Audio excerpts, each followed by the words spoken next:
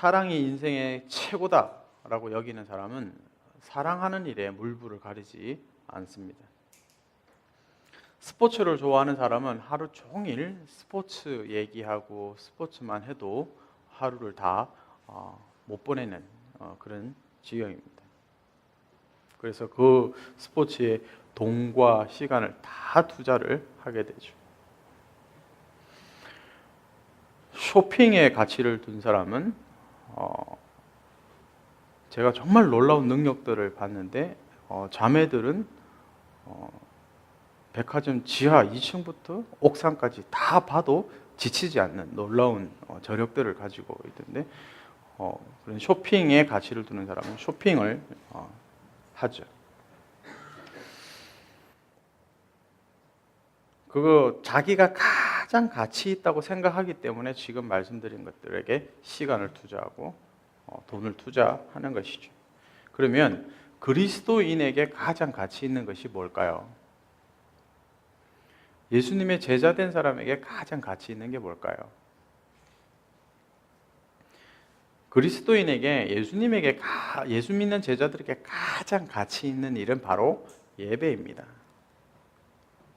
예배라는 뜻은 영어로 worship이라는 단어를 사용합니다. 이 worship이라는 단어는 wealth and ship, 이 합쳐진 합성어입니다.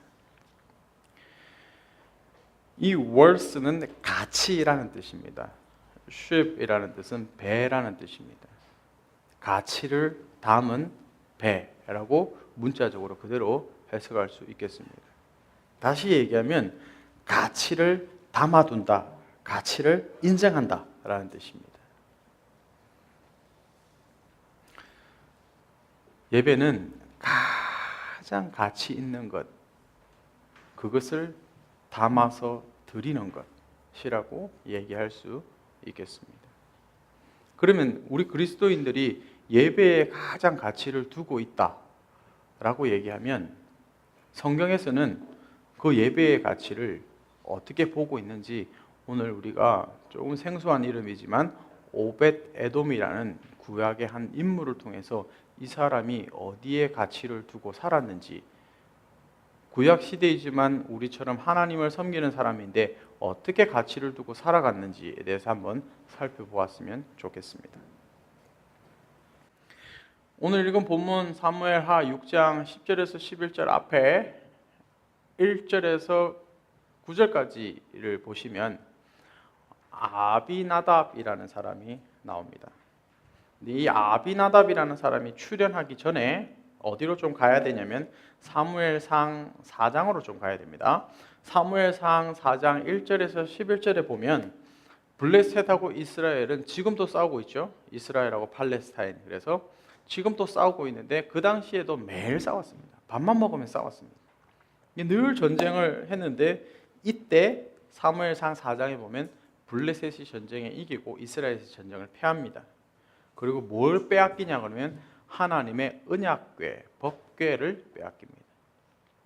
이걸 빼앗아서 이 블레셋 사람들이 언약궤를 가지고 가서 블레셋에 있는데 그 언약궤 때문에 사무엘상 5장 전체에 보면 이 블레셋 사람들이 저주를 받고 독종이 심하게 돕니다.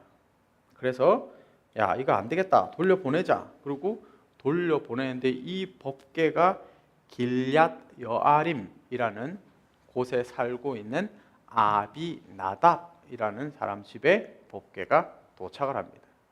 소 달구지에 태워서 보내거든요. 그 소가 길얏 여아림이라는 곳에 머뭅니다. 길얏 여아림이라는 곳에 머무는데 산새가 있는 곳입니다. 산중에 있는 곳인데 그 하나님의 법궤가 아비나답의 집에 머물게 됩니다. 그 아비나답의 집에 머물러 있는 와중에 하나님의 법궤, 그 하나님 구약에서 하나님의 법궤는 하나님의 임재를 뜻했습니다. 이 하나님의 임재, 하나님이 거기 계신 그것을 늘 경험하고 싶었던 다윗이 그 법궤 하나님의 임재의 가치를 두고 3만 명을 보냅니다. 그 당시 이스라엘 역사학자들에 의하면 이스라엘 전체 인구가 6만에서 7만 정도 됐다 그러는데 3만 명을 보냅니다. 그러니까 서울시 인구 절반이 지금 언약궤를 가지러 수원으로 내려간 겁니다. 엄청나죠? 나라 전체에 엄청난, 왜? 다윗이 여기에 가치를 두었기 때문에 이 일을 행했던 것입니다. 그리고 3만 명이 가가지고 이제 길랏 여아림 산중에 있는 아비나답의 집에 궤를 이 소가 끌고 뒤에 이 달구지 같은데 딱 올려가지고 수레에 올려서 이제 쭉 가는데 소가 갑자기 뛰기 시작합니다. 소가 뛰니까 당연히 산에서 내려오는데 덜컹덜컹거리겠죠. 우사가 아비나답의 아들인 우사가 이 언약궤가 떨어질까봐 손으로 탁 잡습니다. 잡자마자 그 자리에서 즉사합니다. 왜냐하면 구약 율법에 따라서 하나님의 언약궤는 사람이 손을 못 대게 되어 있었는데 우사는 또 좋은 마음에 잡았겠죠. 그러나 하나님께서 그 자리에서 치십니다. 그 사건이 딱 일어나니까 거기서 다윗이 스탑! 너무 무서운 거예요. 하나님의 임재가 너무 무서워서 내려오다가 중간쯤에 가드라는 곳이 있습니다. 이 가드라는 곳에 이 오벳 에돔이라는 사람의 집에 법궤를 놔둡니다. 가드가 어디냐 그러면 예루살렘에서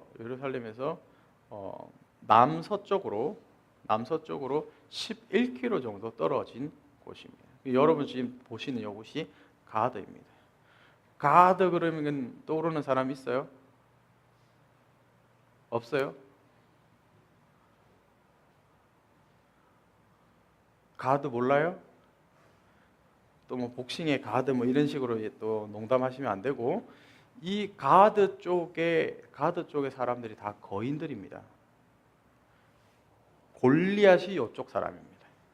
다 거인들이요. 타고날이 다 거인들이에요. 이 가드 쪽에 그래서 여기 늘 이스라엘하고 팔레스타인 블레셋하고 뺏겼다 빼앗았다 하던 땅이었는데 이 당시에는 다윗 왕 아래에 있는 땅이었습니다.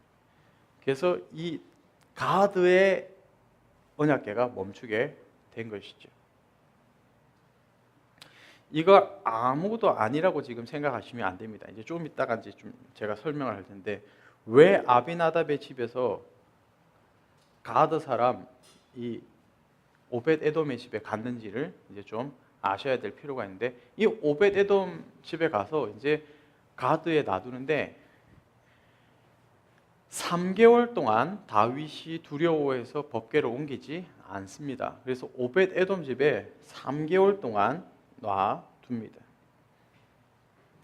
3개월 동안 오벳 에돔 집에 놔두는데 일이 나타납니다. 오늘 읽은 본문 11절을 보십시오. 여호와의 궤가 가드 사람 오벳 에돔의 집에 석 달을 있었는데, 3개월 있었는데 그 다음 여호와께서 오벳 에돔과 그의 온 집에 복을 주시니라 라고 되어 있습니다. 자, 여기서 우리가 살펴봐야 될 게 있는데 뭐냐면, 아비나답의 집에 최소 10년에서 13년 정도 머물러 있었습니다. 법궤가.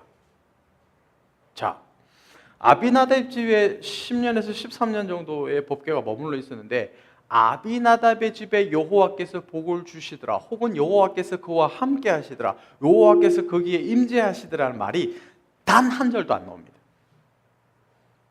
그런데 오벳 에돔 집에는 여호와께서 복을 주시더라 3개월 동안. 3개월 동안 매일 복을 주십니다. 그러니까 이 3개월 동안 복이 임하니까 다윗에게 매일 리포터가 됐겠죠.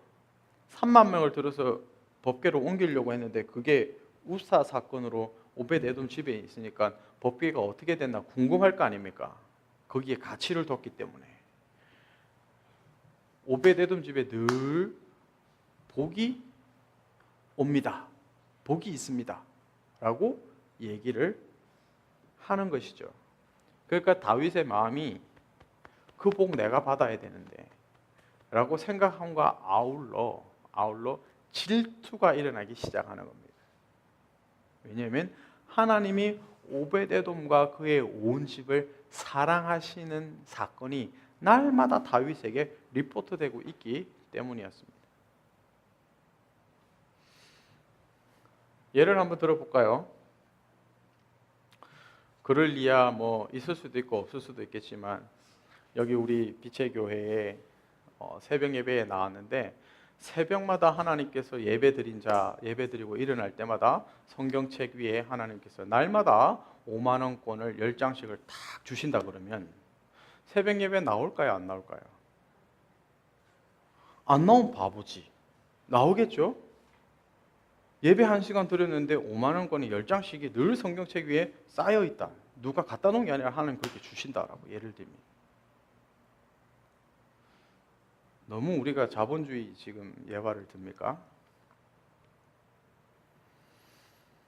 그 소리가 들리면 엄청 몰려들걸요. 하나님이 왜 오벳에돔 집에 복을 주신지 아세요? 다윗에게 질투심을 유발하게 하기 위해서 복을 주신 것입니다.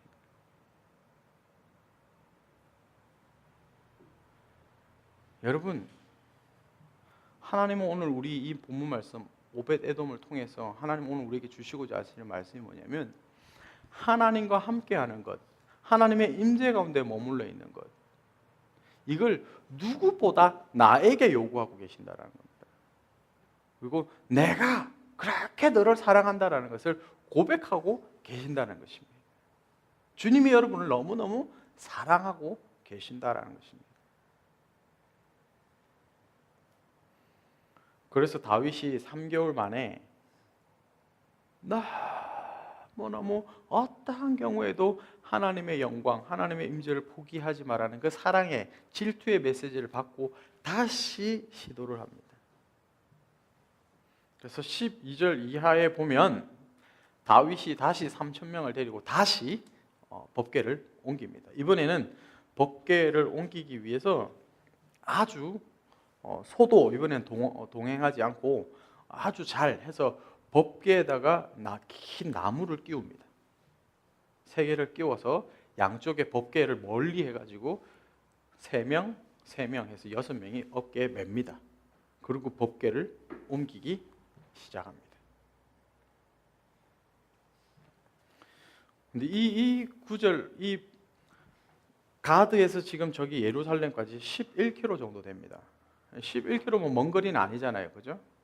그러나 여러분 이제 걸어가면 먼 거리입니다. 11km는 차 타고 가면 멀지 않지만, 근데 이 구약 당시에 지금 저 가드에서 예루살렘까지 11km 정도 되는 저 거리를 언약궤를 메고 3,000명이 예배하면서 이렇게 쫙 가는데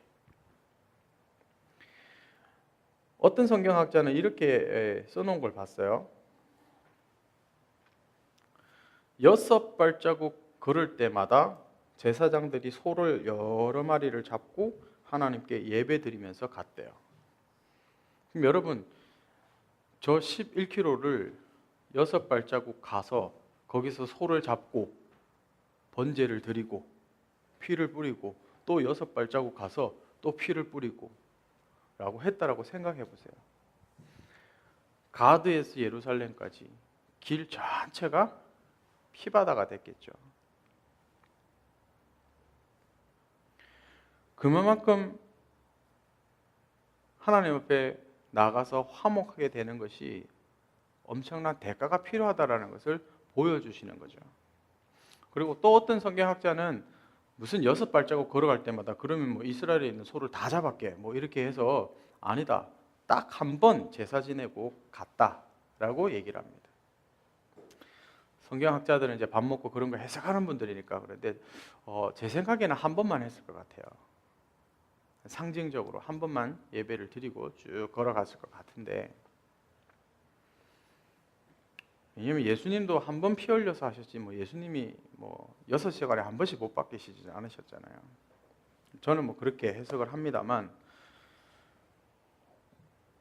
오벳에돔의 집에 복을 주셔서 다윗이 대가를 치러서 이제 쭉 가게 되는데 다윗의 가치는 다음 주에 이제 얘기를 하고요. 오늘은 오벳에돔에 다시 좀 돌아가서 오벳에돔의 가치를 얘기를 하는데, 우리가 오벳에돔을 좀 집중해 볼 필요가 있는데, 오벳에돔의 온 집에 복을 줬다 그랬잖아요. 이 복이 뭐냐라는 거예요. 저는 오늘 본문을 보면서 과연 오벳에돔의 집에 주신 복이 무엇이었길래 성경에 이렇게 강하게 얘기하고 다윗의 마음이 3개월 동안 견딜 수 없어가지고 그렇게 다시 그 두려움 가운데서도 하나님의 언약궤를 가지고 올 수 있게 했을까라고 묵상을 해봤습니다. 성경 사전과 조직 신학 사전, 복이란 복은 다 뒤져봤습니다. 근데 우리 복 그러면 조금 전에 얘기한 돈, 건강, 자녀들 잘 되는 것, 이 세상의 명예, 권력, 이런 게 하나님 주신 복이라고 생각합니다. 그래서 하나님 복 주셔서 우리 애가 S대에 들어갔어. 하나님 복 주셔서 우리 집이 평수가 넓어져서. 그게 다 복이라고 생각합니다. 그러면 저처럼 집이 없는 사람은 저주받았나요? 저처럼 S대 근처에도 못 가본 사람은 저주받은 건가요? 복 근처에도 못 가본 건가요? 성경에서 얘기하는 복은 그게 아니다라는 것을 알았습니다. 성경에서 얘기하는 여호와의 복은 어디에 가장 많이 나오냐 그러면 마태복음 5장에 가장 얘기를 많이 합니다. 예수님이 산상수훈하시면서 복 있는 자는 복 있는 자는 복 있는 자는 복 계속 복 얘기를 합니다. 이 복 얘기를 쭉 하는 이 예수님의 복의 의미가 뭔가라는 것을 우리가 알아야 합니다. 성경에서 얘기하는 복의 의미는 하나님의 나라에 참여하게 되었다라는 것입니다. 서양 사람들하고 동양 사람들하고 인사할 때 다릅니다. 어떻게 인사하냐 그러면요, 서양 사람은 처음 만나가지고 안녕하세요 하고 이제 약수하면서 이제 인사하잖아요. 그러면 서양 사람은 저는 누구고 무슨 일을 합니다. 그러고 주로 자기가 무슨 일을 하는지를 소개합니다. 처음 만나면. 근데 동양 사람은 안녕하세요 하고 딱 인사하면은 바로 나오는 게 뭐냐면 자기는 누구 밑에서 배웠고 누구 밑에 있고 누구하고 일하고 다 누구에게 속해 있는 것에 대해서 동양 사람은 주로 얘기합니다. 그러면 성경에서 얘기하는 이 복의 개념은 서양보다는 동양적 의미가 저는 깊다라고 봅니다. 하나님의 나라에 참여하게 되었다는 것은 내가 누구 밑에 지금 들어갔다라는 것입니까? 하나님 밑에 들어갔다라는 것입니다. 그래서 우리 한국 사람들도 얘기하면은 항상 서로 얘기할 때 제가 누구 밑에 있어요 라고 얘기하잖아요. 혹은 내가 누구와 함께 있어요 라고 얘기하잖아요. 자기가 지금 무슨 일 하고 있는지는 나중에 얘기하잖아요. 성경에서 얘기하는 복의 의미와 이 동양적 의미가 좀 일맥상통하는데, 우리가 정말로 자랑해야 할 것, 우리가 정말 복받았다라고 얘기해야 될 것이 뭐냐면 나 하나님 밑에 있어요. 내가 섬기는 분이 하나님이에요. 우리 자랑 안 하잖아요. 진짜 복은 얘기 안 하고 세상에서 얘기하는 가짜 복만 가지고 얘기하는 거예요. 그 가짜 복이 마치 진짜 복인 것처럼 둔갑해가지고 우리의 삶을 잡고 있더라는 거죠. 이걸 잡고 있으니까 어떻게 돼요? 우리가 그 가짜를 가치를 두고 살아간다는 거죠. 그러니까 오벳에돔이 뒀던 가치하고 우리가 뒀던 가치하고는 완전히 다르다는 거예요. 하나님이 오벳에돔을 통해서 우리에게 주시는 가치는 바로 여호와께서 복을 주시더라, 하나님 나라에 참여시켰더라. 이것이 오벳에돔에게 주신 가치입니다.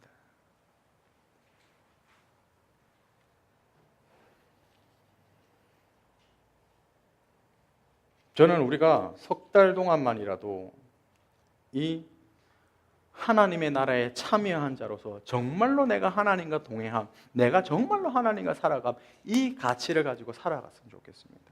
석 달도 가지 마십시다. 본문에는 석 달이 나왔지만 이제 2013년도가 한 달 남았잖아요. 오늘로부터 딱 정확하게 한 달 남았는데 이 한 달 동안만이라도 정말로 오벳에돔의 가치를 가지고 여호와께서 누구에게 복을 주시더라 라는 말이 12월 31일 날 내 고백으로 나올 수 있어야 된다는 거죠. 나는 하나님 나라의 백성으로 2013년도를 살았다, 마무리했다, 그리고 2014년도 그렇게 맞이할 것이다 라고 되어야 한다는 것이죠. 이 오벳 에돔의 사람, 가드 사람 오벳 에돔 이 사람은요 레위인이 아닙니다. 그리고 이 사람은 왕족도 아닙니다. 그런데 이 사람들이 평생 뭘 하냐 그러면 다윗의 장막에 문지기를 합니다. 역대하 26장 1절에서 5절 한번 보십시오. 고라 사람들의 문지기 반들은 이러하니라. 아삽의 가문 중 고레의 아들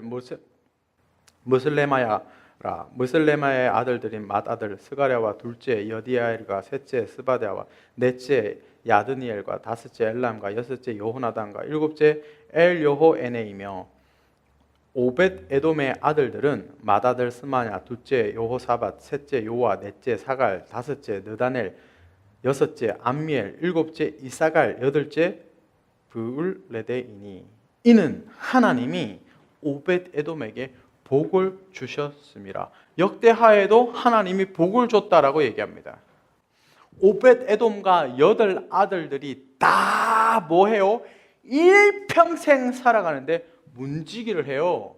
지금으로 하면 아파트 수리 아저씨 정도예요. 이게 말이 되냐고요. 왜 이 사람들이 이 가문 전체가 이 일을 결정했냐라는 거예요. 바로 하나님 나라에 참여했기 때문이라는 것이죠.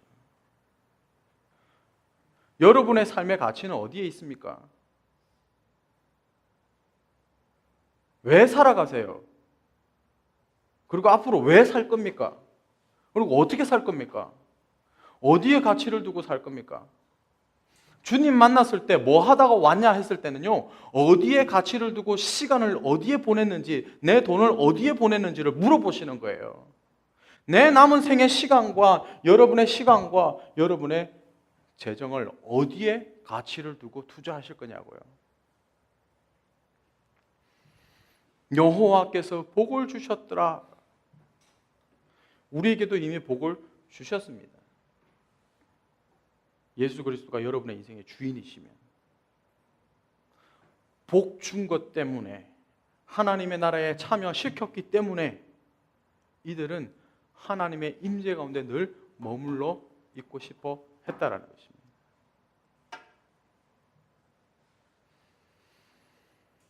하나님의 영광을 봤다라는 것입니다.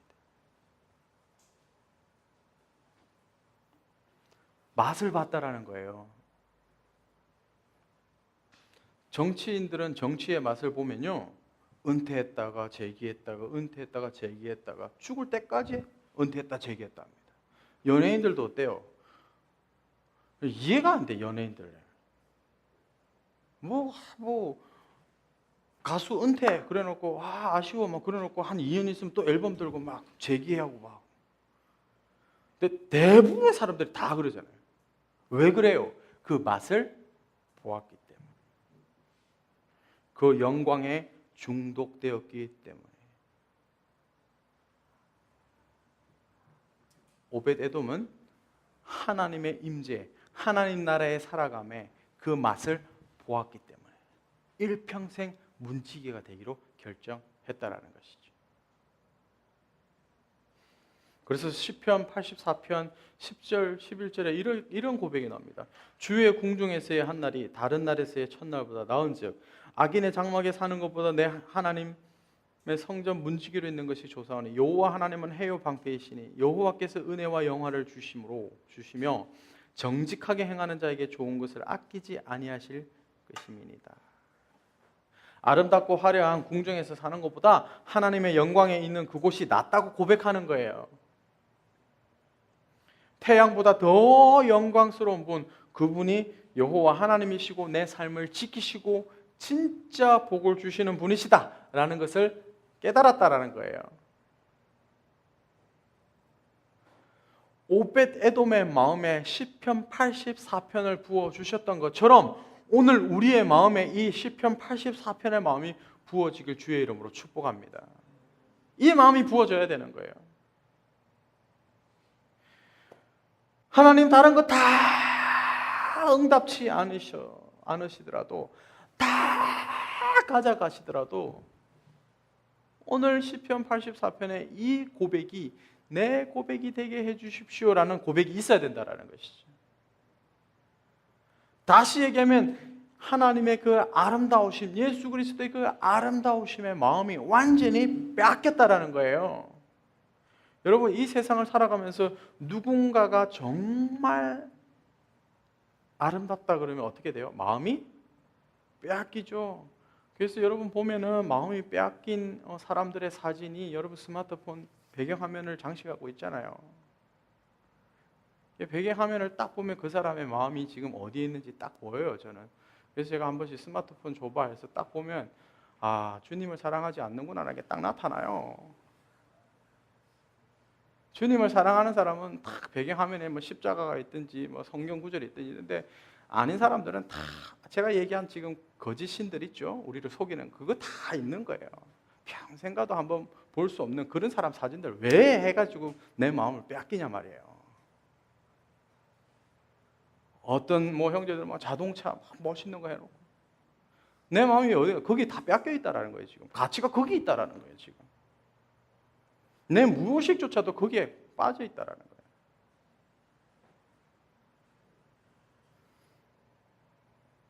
오벳에돔의 절대적 가치는 사랑에 빠져 있었던 것입니다. 시편 요한계시록 22장 17절에 성령과 신부가 말씀하시기를 오라 하시는도라. 듣는 자도 오라 할 것이요 목마른 자로 올 것이요 또 원하는 자는 값없이 생명수를 받으라 하시더라. 성령과 신부가 말씀하기를 오라 하시더라. 우리는 예수 그리스도의 신부가 되었습니다.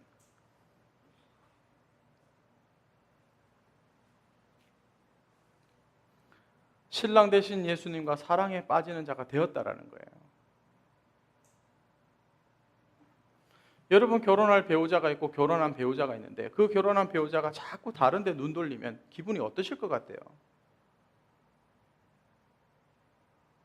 같이 데이트하다가 갑자기 잠깐만 그래서 저기 있는 다른 형제나 자매 앞에 가서 놀고 있으면 어떡하실 것 같아요? 뭐 가격한 사람은 기싸대기를 날리든지 이단 옆차기를 하겠죠. 그런데 우리 주님은 너무 온유하고 착한 분이라서 기다리시잖아요.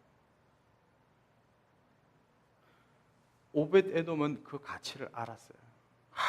내 진짜 신랑이 이 여호와 하나님이시구나. 그 가치를 알았기 때문에 내 일평생 저 장막 안에 들어가지 못하더라도 일평생 문지기를 하면서 내가 살아가야 되겠구나.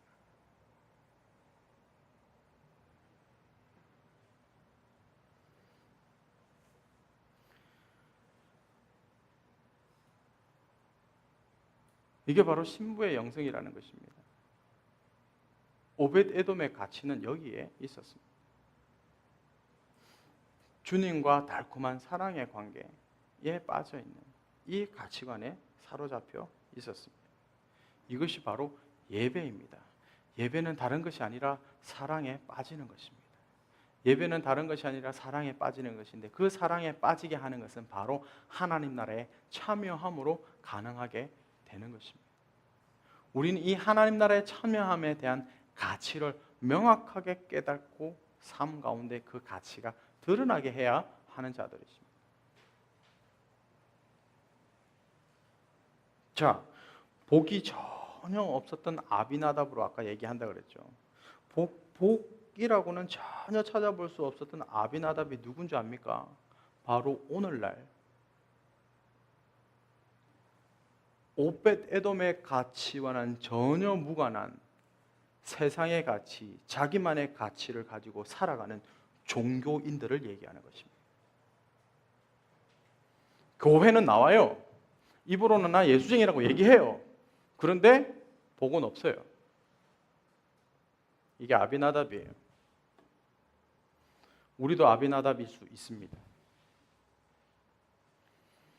전혀 하나님 나라에 참여하고 있지 않습니다. 이건 복이 없는 것이에요.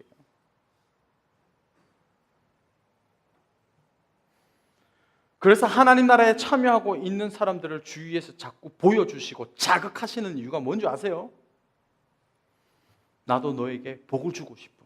나도 네가 하나님 나라에 내 나라에 참여하는 걸 보고 싶어. 종교인이 아닌 오벳에돔을 불러 일으키신 이유가 여기에 있는 것입니다. 저와 여러분은 아비나답이 아닌 오벳 에돔이 되어야 합니다. 그리고 하나님 나라에 전적으로 참여하며 살아가야 하고 나 하나님의 다스림 가운데 살고 있어요라고 고백할 수 있어야 한다라는 것입니다. 그럴 때 어떻게 되는 줄 아세요? 그럴 때 최고의 가치, 그 가치를 주신 그 여호와 하나님을 예배하게 되는 것입니다. 하나님 나라의 가치를 가지고 살아가기 때문에 이 하나님 나라를 드러내지 않고서는 견딜 수가 없는 것입니다. 나 하나님과 사랑에 빠졌어요. 나 하나님 나라에 살아가요. 그 맛을 안 사람은 신앙생활하면서 정체될 수 있습니다. 지난 11개월 동안 정체된 사람도 있을지 모르겠습니다. 그러나 여러분이 이 맛을 한 번이라도 보셨던 분이면 오늘 다시 재기하십시오. 은퇴한 삶을 살았다 그러면 오늘 다시 재기하십시오. 오늘 다시 여러분의 인생을 무대 위에 올려 놓으십시오. 그리고 이 오벳 에돔이 가졌던 이 가치가 여러분의 가치가 되게 하십시오. 그리고 여호와 하나님이 복을 주셨더라로 2013년이 마무리되어야겠습니다. 그래야 2014년도가 여호와께서 복을 주심으로 시작할 수 있게 되는 것입니다.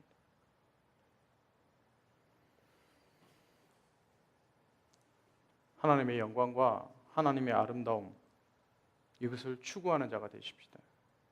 그리고 오벳 에돔이 가졌던 이 가치, 하나님의 복을 우리도 이 가치를 일평생 내 삶의 가치로 가지고 살아가십시다. 함께 기도하겠습니다.